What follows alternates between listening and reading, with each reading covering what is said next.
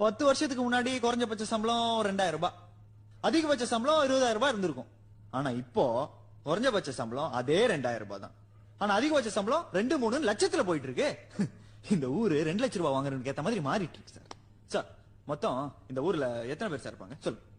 ஒரு 60-70 லட்சம் பேர் இருப்பாங்க சார். நான் சென்சஸ் கணக்கா சார் கேட்டேன். இந்த ஊர்ல இருக்கிறவன் மொத்தம் 2 பேர் தான் சார். புரியல?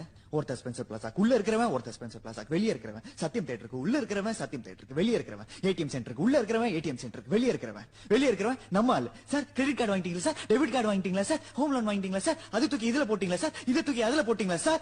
Sir sir sir sir sir பாவம் சார்.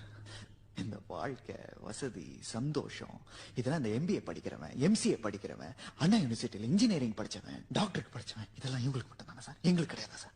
நான் 2000 ரூபாய் பத்தலன்னு சொல்ல சார், பசி கொடுமை பட்டினி சொல்ல சார், பிச்சை கேட்கல சார். ஆனா அந்த பணம் வாங்குறவனுக்கு பண்ற அலப்பறம் இருக்குல்ல சார், தாங்க முடியல சார். மனிதர் நோக மனிதர் பார்க்கும் வாழ்க்கை இனி உண்டானான் பாரதி. அதான் சார் நடக்குதுங்க.